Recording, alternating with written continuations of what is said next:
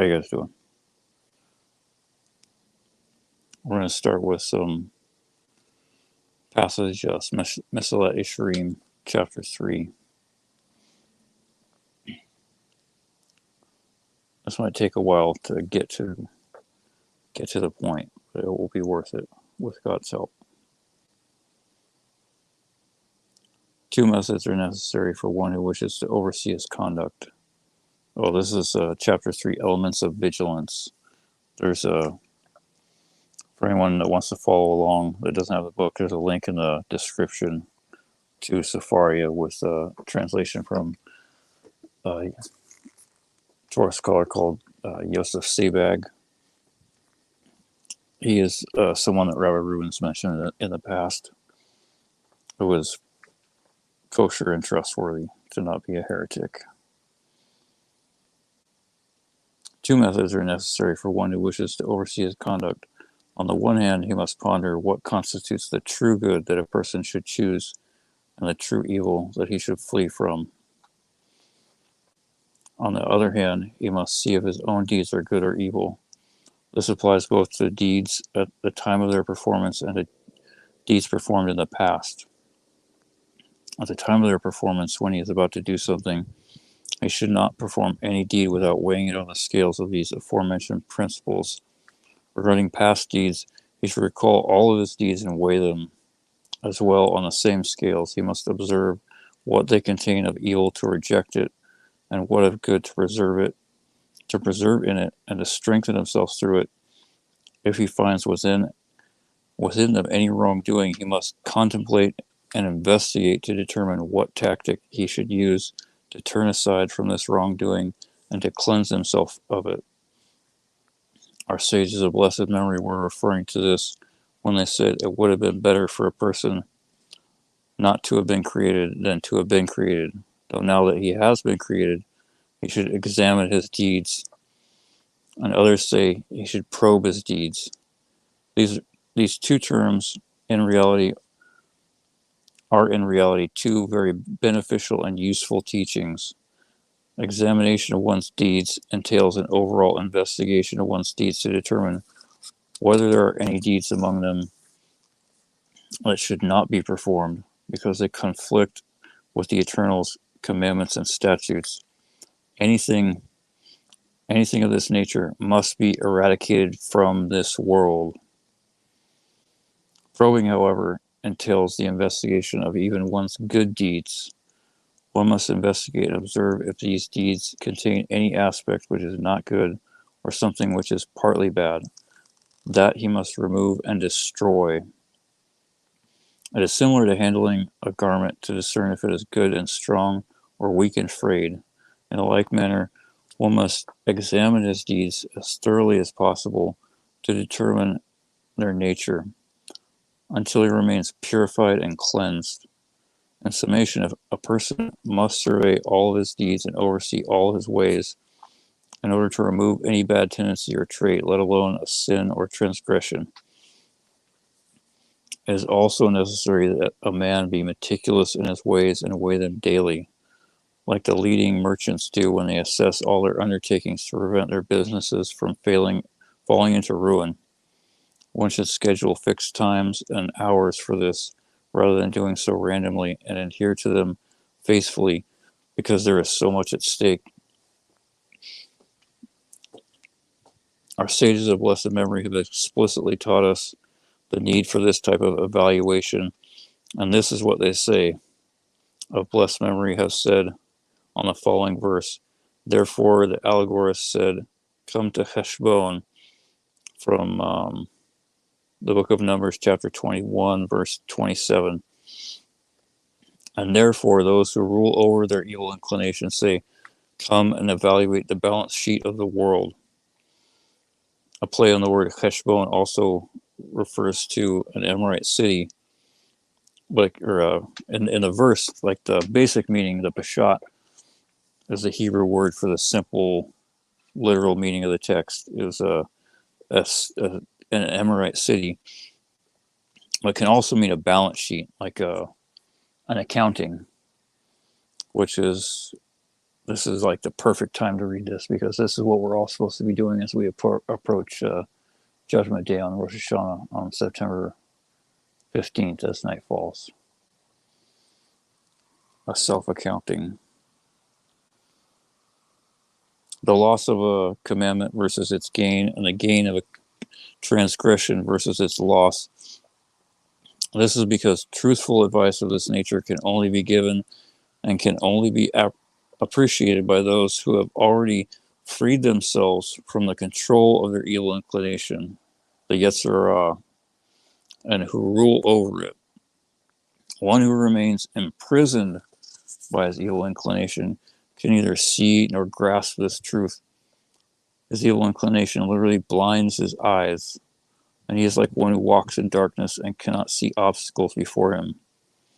This is what they said of blessed memory regarding the verse, "You form darkness, and it is night," in Psalms chapter 104, verse 20.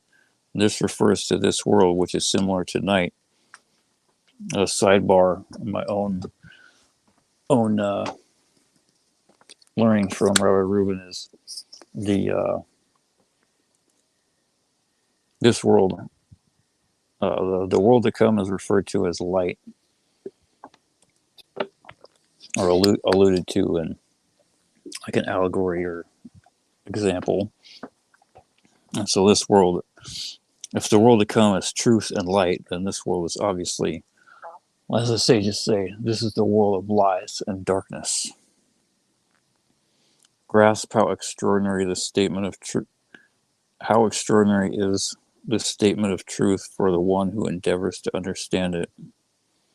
This is how you know when a sage says something like pay close attention, or listen closely, like Rabbi Reuben says of the Ramban in the Jewish Intimacy series, when the Ramban says listen closely, or when the Ramchal says,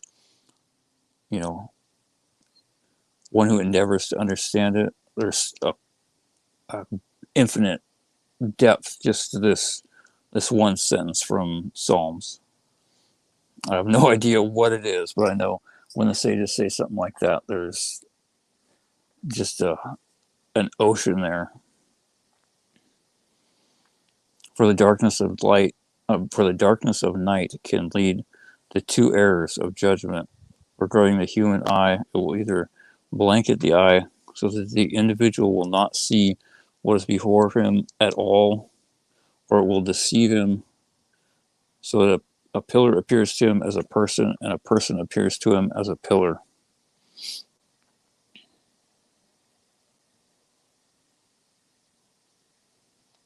Okay, still going.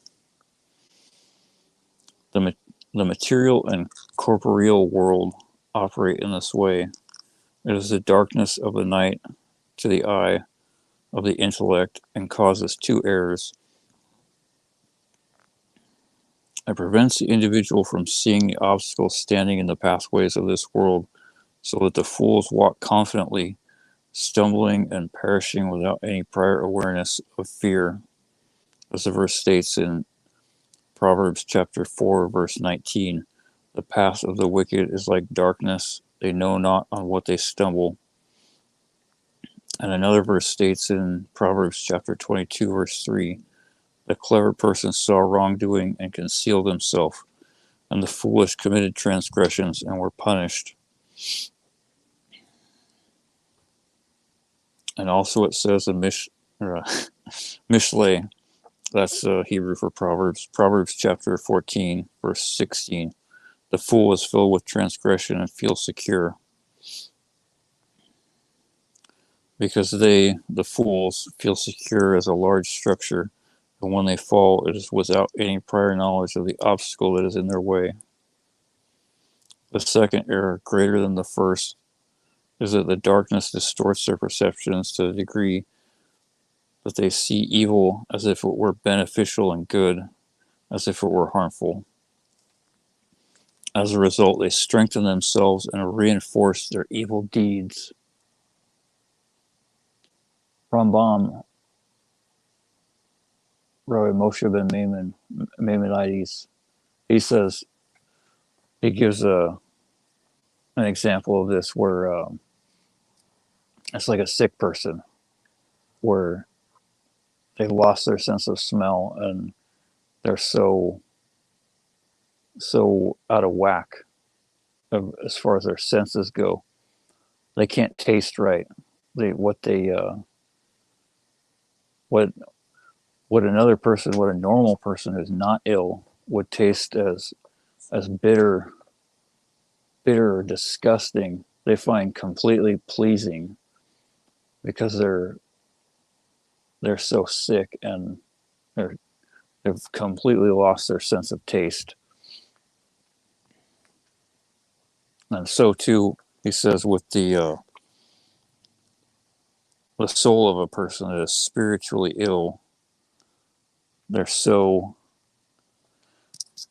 spiritually sick and corrupted that they see their sins as perfectly fine, normal, healthy things.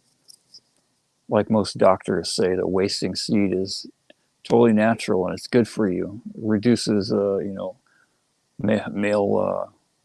reproductive cancer.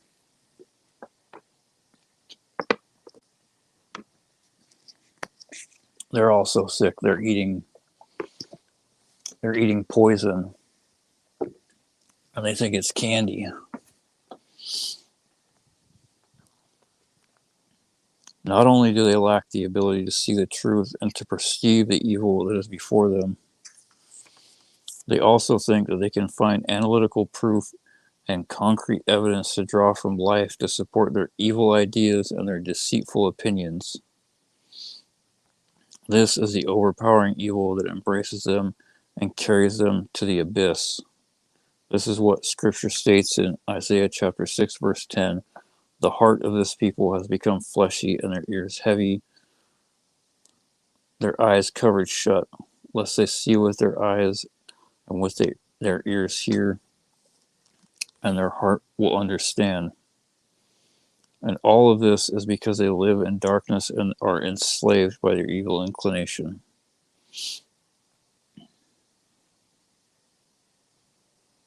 However, those who have already left this prison know the truth of these matters completely and are capable of advising others.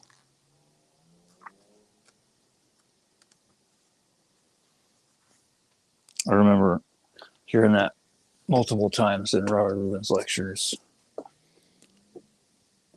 I think he said the Ramchal is actually said that for someone in that state, he didn't have the capacity, because that he's not describing himself. He had always been a observant person. Robert Rubin said he's describing what is called a Baal Teshuva, someone who's mastered their repentance, at least for the specific sin that is the spiritually sick and diseased soul is trying to find a cure for.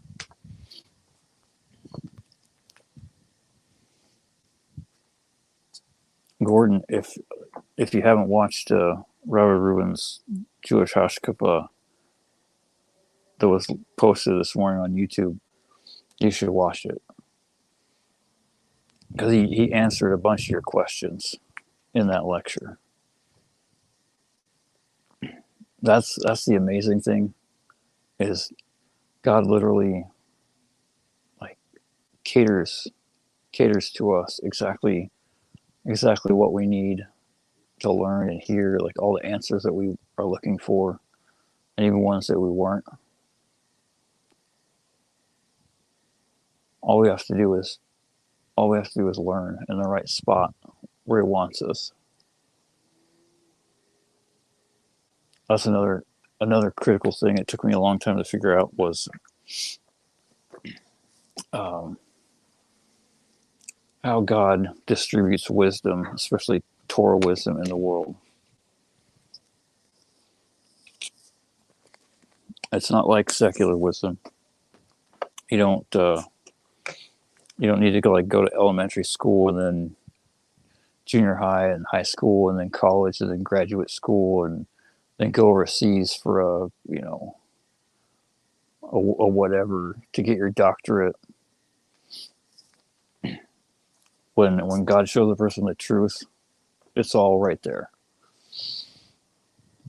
Pretty much everything that they need is all right there. At least, if the way you know is if it affects you to where it motivates you to do something, like start learning and changing your life, that's how you know you found the right spot. You just sit down and learn and don't move. Don't move an inch other than trying to get right back as fast as you can to learn more and more and more. Like the sages say, become dusty in the dust of their feet. Just sit there. Most people are so arrogant, literally the exact description of what the Ramchal is describing in the beginning of chapter 3 there. They're so controlled by their Yetzirah, so controlled by their evil inclination. They have no clue what is going on.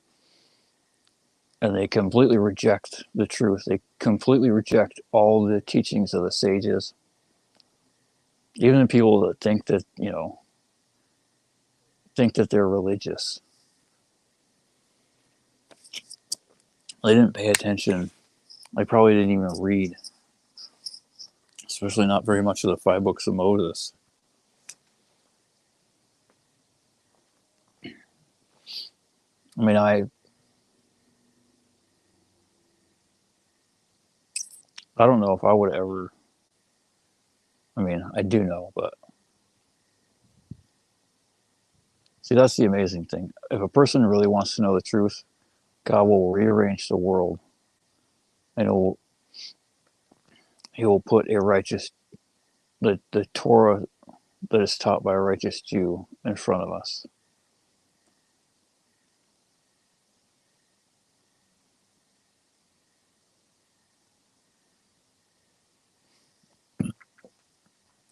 Most people that come from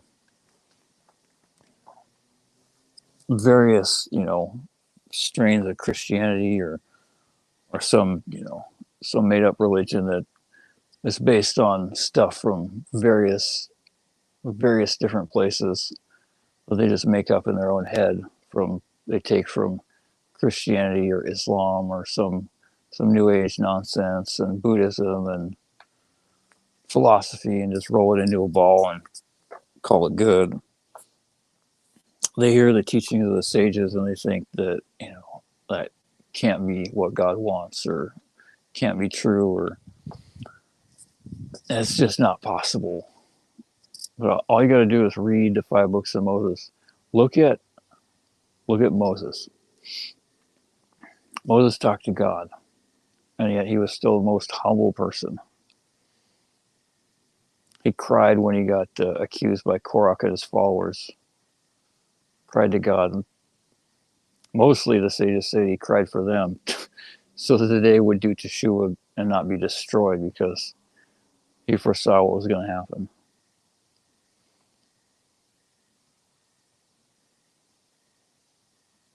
And then he said, if that's not going to happen, please bring the opening to Gehinnom right here and swallow them all, so I can glorify your name.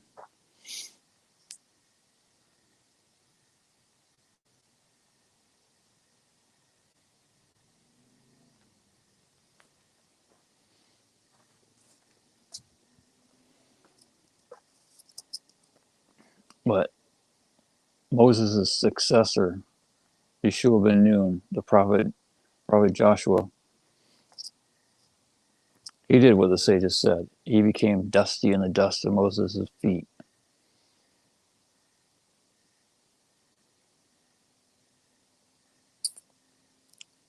He went with him to the base of the mountain of Mount Sinai, to where he couldn't take another step.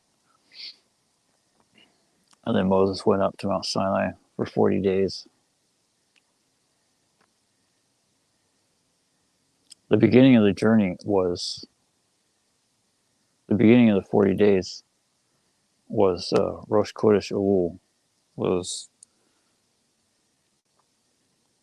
11 days ago, 11 days and 3,335 years, I think, ago, when Moses went up to Mount Sinai.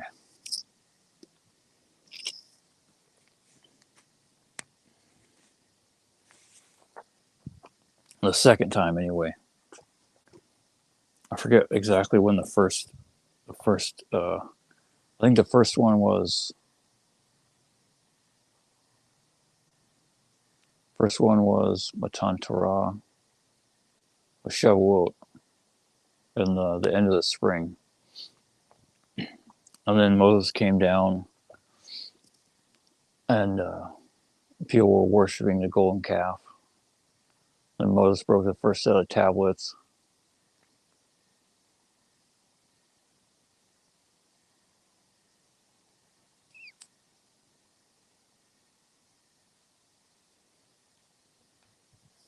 And then he went back up to Mount Sinai. The second trip was on Rosh Chodesh Elul. It was 11 days ago. And it ended on Yom Kippur, where God completely forgave the people.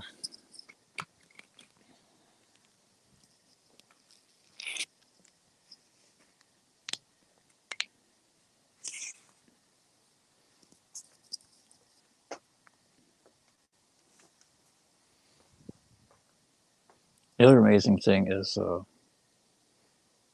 how you know when you're doing what you're supposed to be doing and you're learning all the right stuff, as you'll learn reinforcing concepts from like wherever it is, whether it's in a lecture or the weekly Torah portion or Musar, like the Mesillat Yesharim or Pirkei Avot.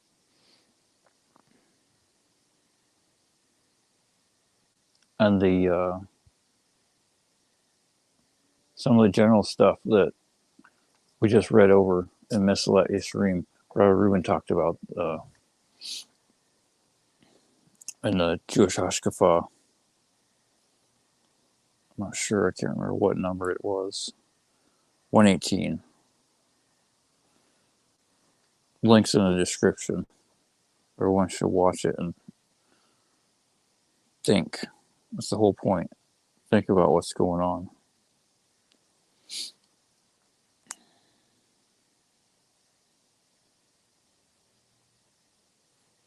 It says it's based on the book by the Chazon Ish,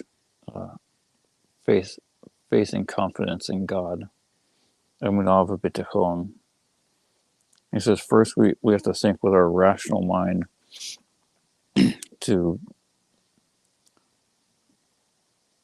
not pay attention to our imagination and the non-logical thinking, and analyze a thought or an idea or an invention, and to think about the outcome, what the action or idea or invention, what it's going to bring to the world. What is the, not just the immediate reaction, but what are the second and third order effects, and what are going to be the effects generations down the line.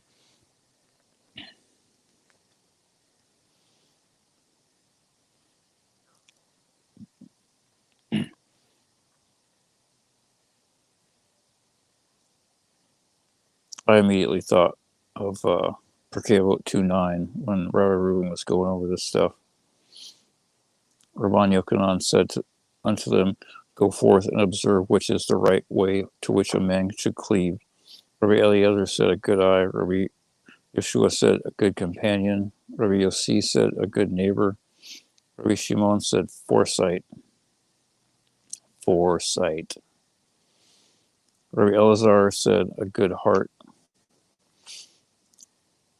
And Rabban Yohanan said unto them, I prefer the words of Elazar ben Arach, for in his words your words are included. I don't know if we'll ever get to having a good heart. We can work on it, though. Something to shoot for. Foresight is critical, though.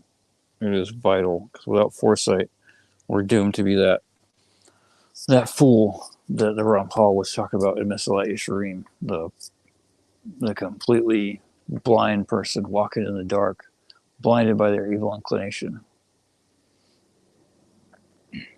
No clue what's going on whatsoever. I think good is evil and evil is good, and they aren't interested in even contemplating that they may be wrong, because that would require humbling themselves.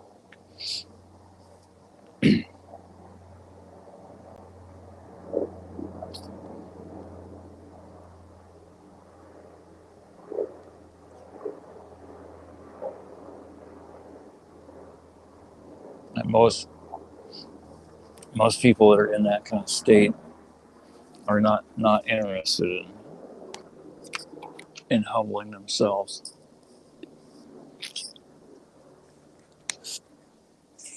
Most of them won't even go double check, or even check in the first place, because they don't know. They won't even look up a source.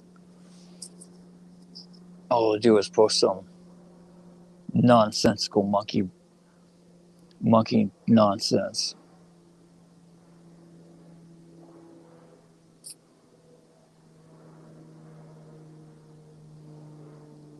Pirkei Avot 3, chapter 3, Mishnah 13. Rabbi Akiva said, merriment and frivolity accustom one to immorality. If a person jokes around, especially if they get drunk, there is no way they're a righteous person. Because a person is always LOLing and treating everything like a joke, guaranteed they are absolutely degenerate.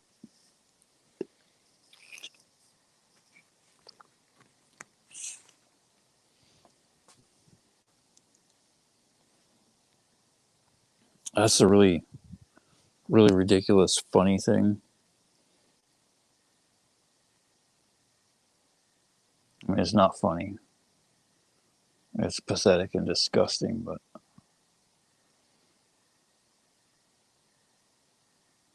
all the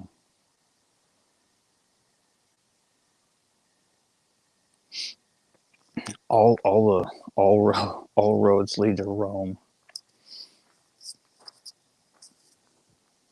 I found an amazing insight this week, with God's help, in the weekly Torah portion.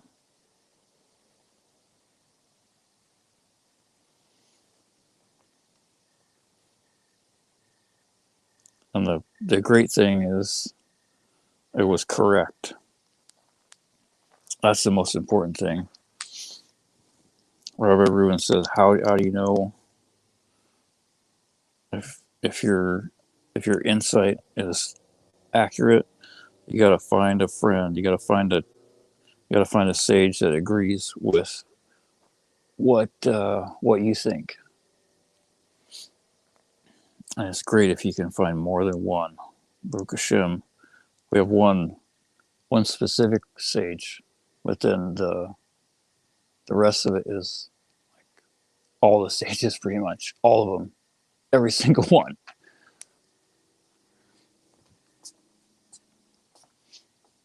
For the last, I don't know, 2,500 years, give or take, 2,200. Whenever Rome came around and started harassing the Jews.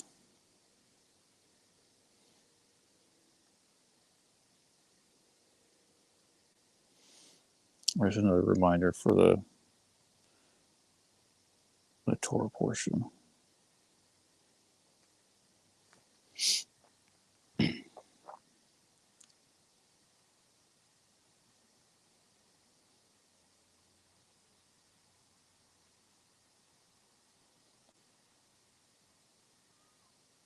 In Deuteronomy, this week is the week before 9/11.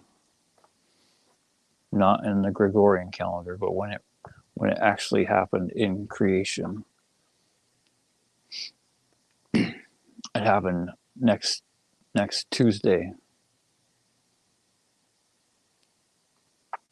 because the Gregorian calendar is not accurate. It doesn't go by creation. It goes by their philosophy and idolatry.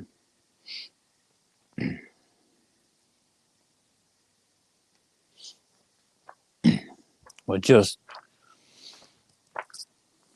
like 22 years ago, God gave everyone a warning in Parashat Kitavo, Deuteronomy chapter 26 through chapter 29, verse 8. Kitavo starts out, fairly innocent and normal. It sounds like some normal Bible verses. You're going into the land and you get some, you'll do this and you'll do that. And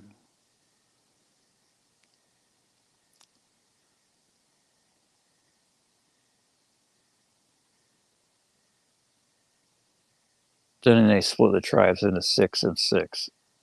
6 on Mount Gerizim and 6 on Mount Ebal. And they read off the blessings first. I said, wait, no. I can't remember.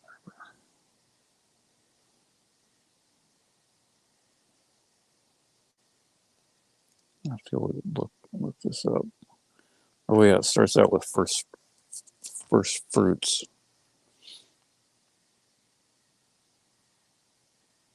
First fruits of Zion is a wicked, evil, messianic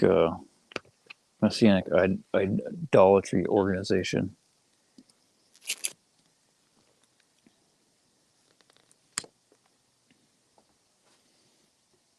Beginning of chapter 27, God commands the nation to build the altar and then set up large stones and then inscribe the Torah on all the stones in 70 languages.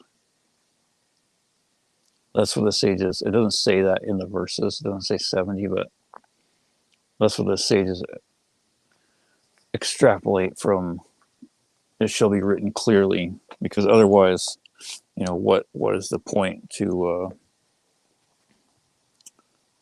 it's got to be clear for everyone who might come and convert.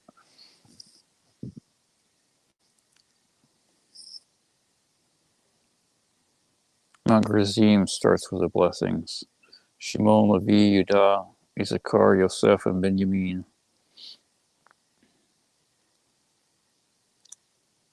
And then on Mount Ebal are all they shall, it doesn't say, the wording is very different for each one.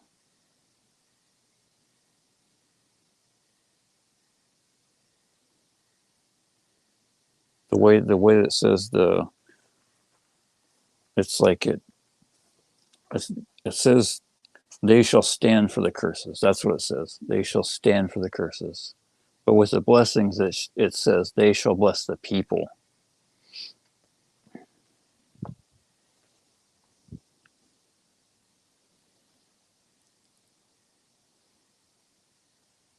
The sages say that, they ask why are there so few blessings compared to the just insane amount of curses, like 53 verses of curses.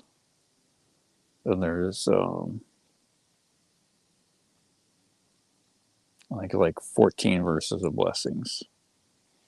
Let's just say because people really don't know what a blessing really is, so it's kind of wasted words to write, for God to put any more down, because we don't really understand and appreciate what a blessing is.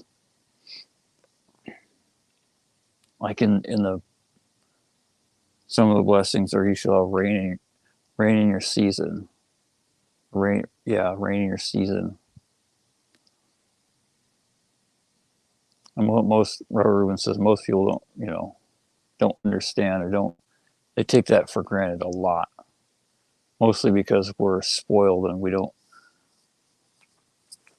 understand what it means to have rain in our season.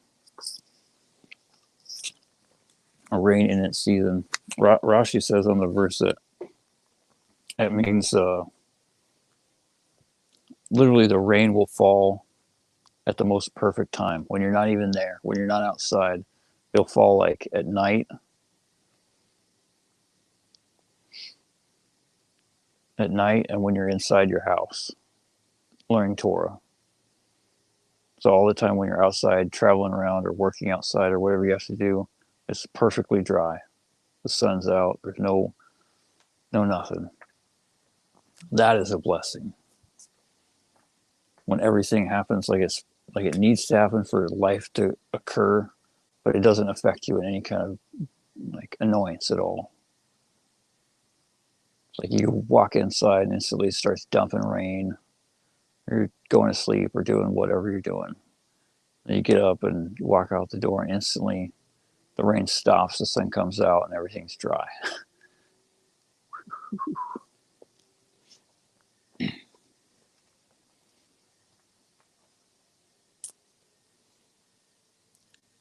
Deuteronomy chapter 28, verse 3. Blessed shall you be in the city, and blessed shall you be in the field. If we follow God, it does not matter where we live.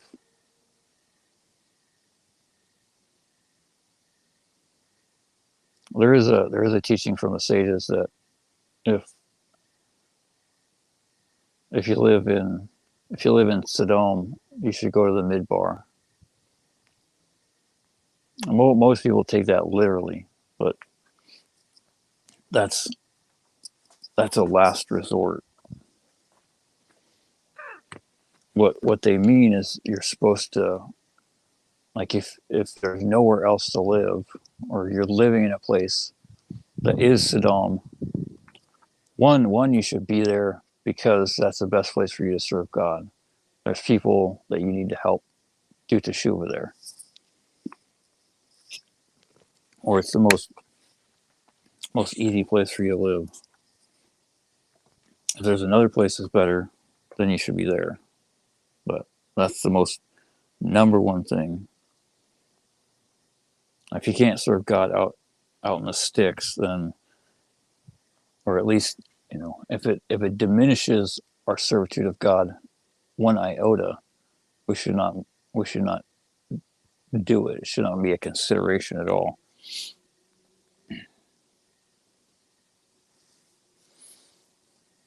And then the very second curse in what's called the tokacha, the admonition or the rebuke of curses.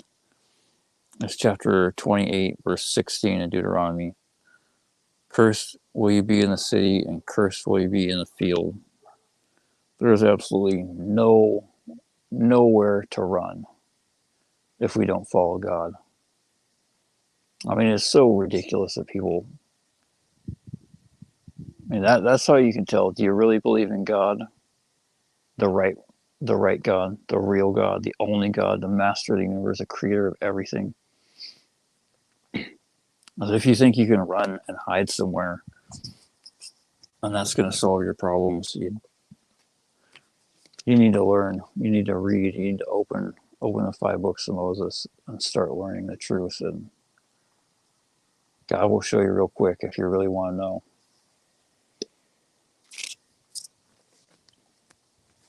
As we cannot run from our problems.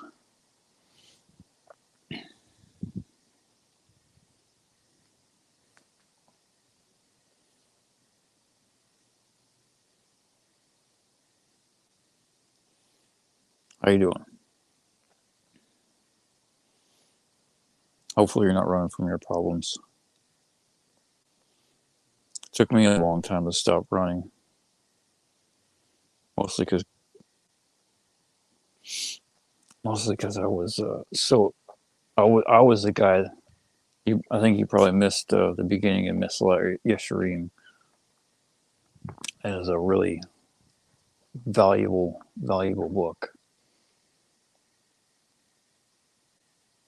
I don't know if we'll ever be able to get the most out of it, but get something out of it anyway.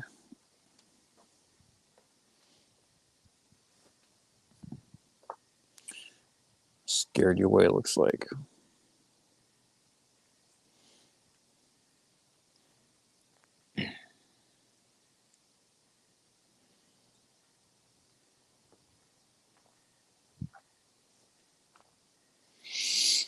The only reason I'm not the quite so spiritually ill and completely blind is, one, God had mercy on me, and God had mercy on me. He opened my eyes. Well, first he had to break the crust off so I could have any hope of seeing the truth. It took a lot of years of suffering to get through it all. And I was fighting the whole way by committing more and more sins, so he kept having to just pound me into dust.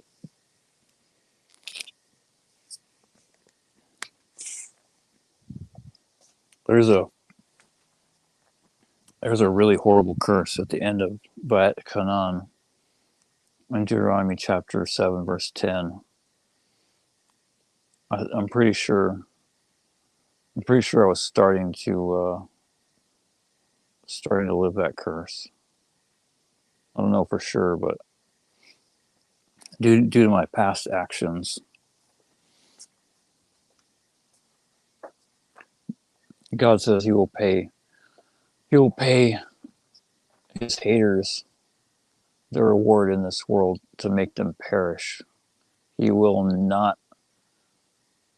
not be slack in paying them their due. Most people think, "Oh, awesome, money, stuff, cool." Except you don't know how God works. When God says He hates you and He's going to pay you to destroy you, that's not a good deal. When He's going to do all the accounting to make it work out to where, okay, you committed so many sins that you no longer have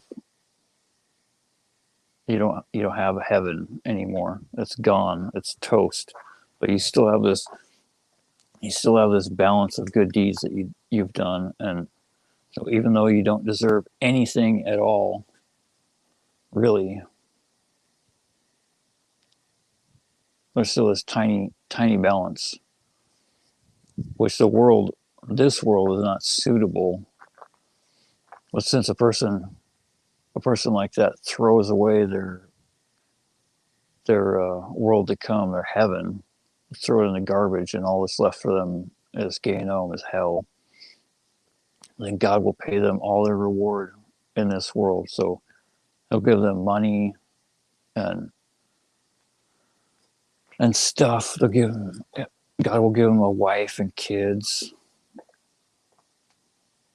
and an awesome job that's super easy, where they have virtually no annoyances or problems.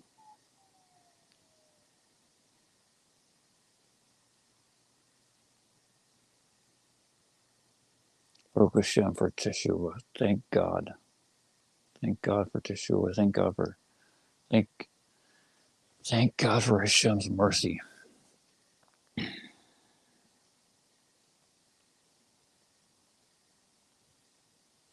God loves you, but He's not going to wait forever.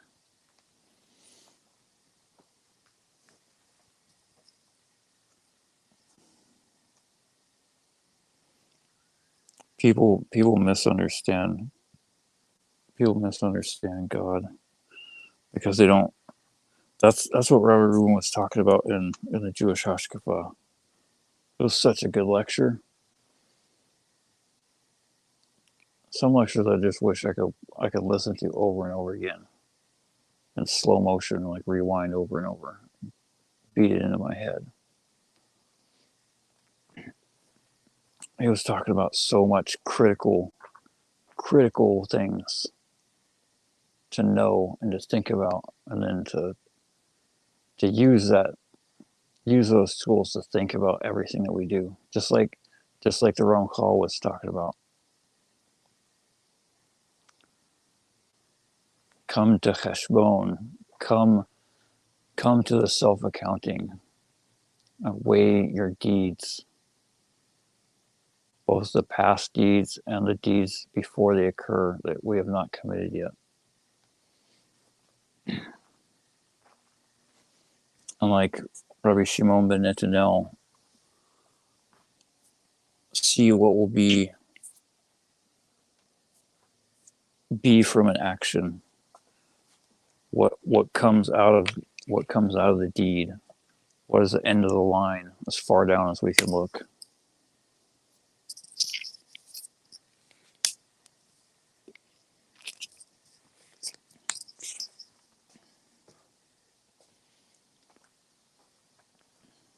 This week is this week in Deuteronomy chapter 28. There's an awesome prophecy that with God's help we found. Chapter 28, verses 49 through 57, about Edom, about Rome destroying the second temple.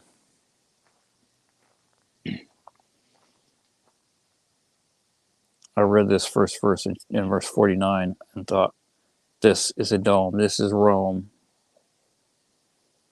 And this long list of curses in Parashat Kitavo, the Torah portion that's read this week. Hashem will carry against you a nation from afar, from the ends of the earth, as an eagle will swoop. As an eagle, a nation whose language you will not understand, a brazen nation that will not be respectful to the old nor gracious to the young. It will devour the fruit of your animals and the fruit of your ground until you are destroyed. It will not leave you grain, wine, or oil, offspring of your cattle or your flocks, of your sheep and goats, until it causes you to perish. It will besiege you in all your cities until the collapse of your high and fortified walls, in which you trusted throughout your land. It will besiege you in all your cities and all your land, which Hashem your God has given you. You will eat the fruit of your womb, the flesh of your sons and your daughters, which Hashem your God has given you.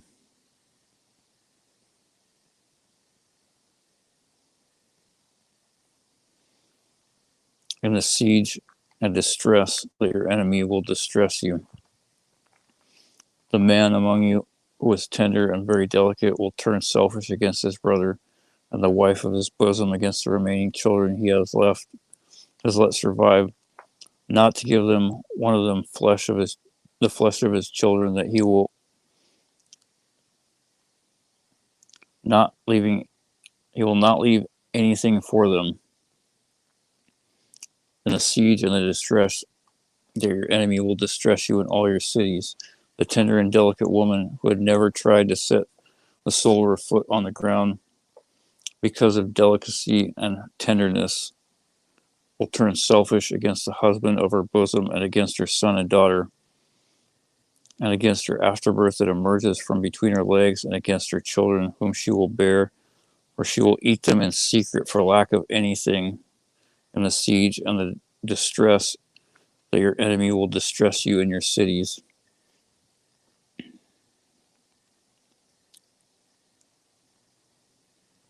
Ramban says this is Rome. This is the Emperor Vespasian. I think it's, I can't remember what it is, Vespasian or his son Titus. Titus led the army that conquered Jerusalem and destroyed the temple.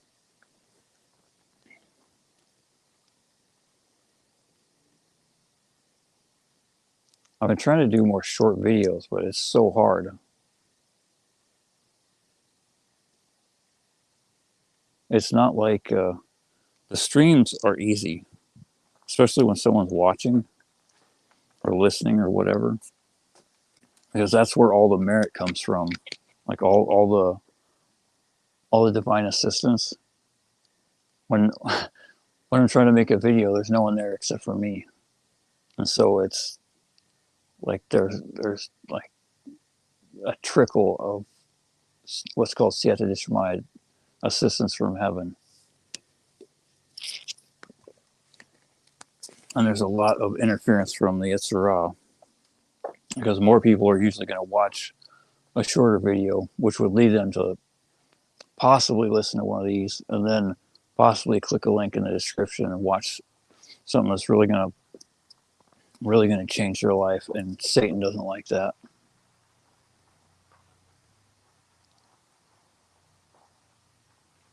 But this week, I'm not sure how much you guys heard that.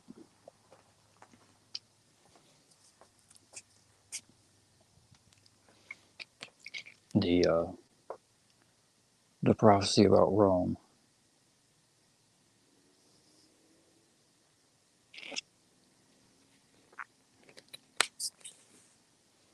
See that right there ought to be enough for anyone who doesn't believe in God to start digging, or they don't believe in the right God, to start digging into the 5 books of Moses and humbling themselves and asking God for help to show them the truth. If this is the truth, then show me.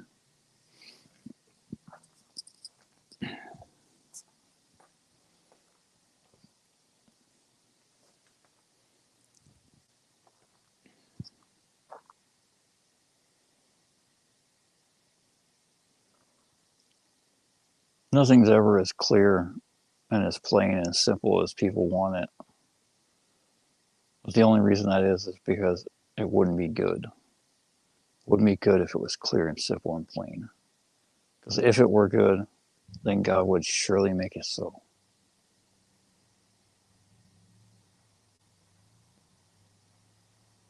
That's a critical, fundamental aspect of what is called bitachon, confidence in God.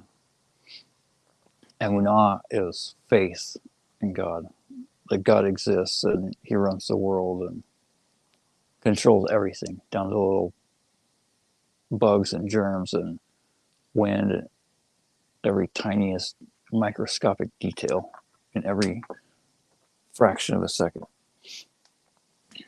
Bitachon is confidence that whatever He does is the best possible thing of all the things that could possibly occur.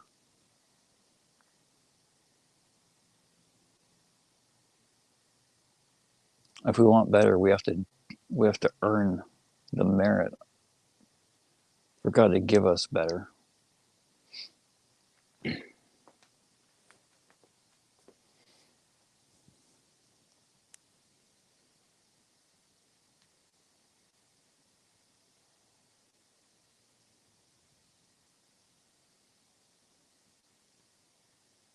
We can do it.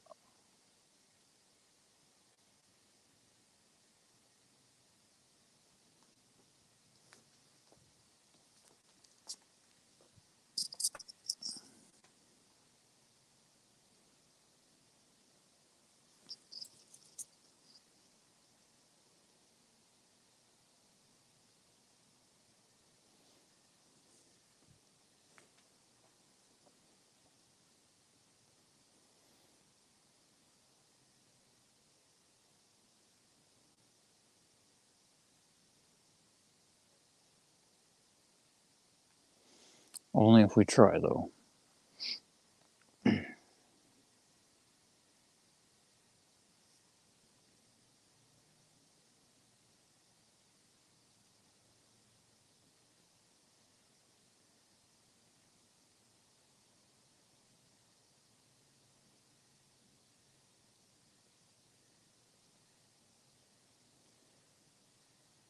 I think the end of chapter 28 in Deuteronomy. There's the verses that I used in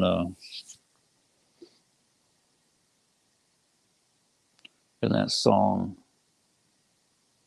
for the what's it called? Paragraph meatloaf or whatever I called it. Oh, mixed multitude meatloaf. For the person that hears all the curses and thinks that they can skate by and God's going to give them some kind of pass.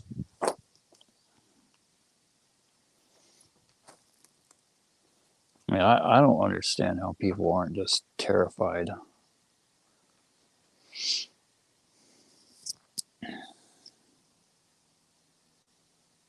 Well, say just say you're not supposed to be terrified. I mean, we are supposed to be terrified, but there's Rabbi Reuben says there's a way to know if it's good fear or bad fear. If we're terrified and we're petrified, then that is not good fear. That's fear from an evil place, from a Satan. If it's fear that causes us to move, to get moving, to get off the X, where Satan is trying to murder us all, and that is the best fear. Everyone says fear is the best, number one motivator.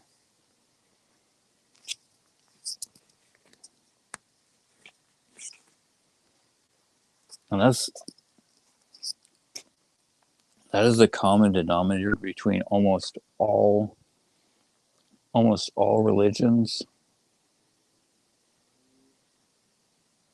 And people call Judaism a religion, and it's because it's what people know, but really it's the truth. The Torah is from God and is the truth.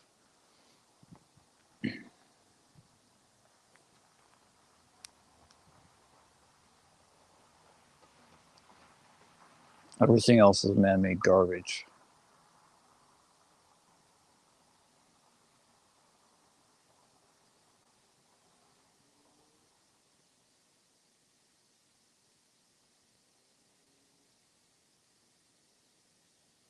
God calls it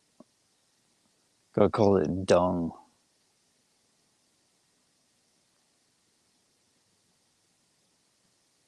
Completely disgusting, an abomination.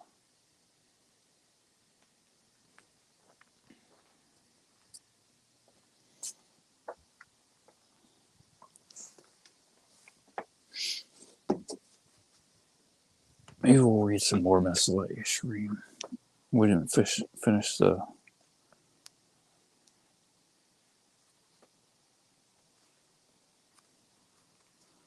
There's a couple pages left from what we read, I think, through the end of chapter 3. I was gonna title this and use a different thumbnail.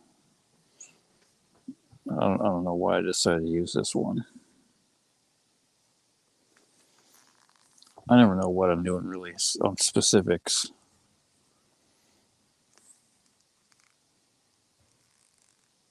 As far as what's called cleave, helping people get closer to God. Generalities, I know 100%. Today was an awesome day. I saved someone from the possibility of committing a sin. That's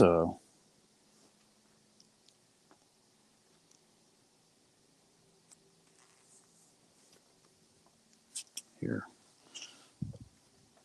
Maybe I'll just start over. Can't remember if I have a thumbnail. Oh, looks like it.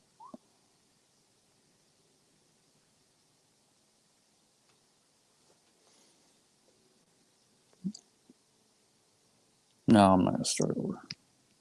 See, this is what I'm talking about. But this is one way I know that what I'm doing is working, because I don't have a whole lot of clarity.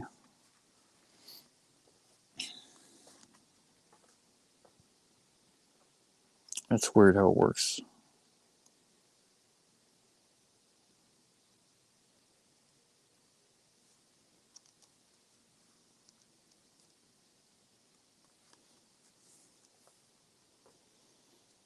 Can't remember if we read page 20 or not.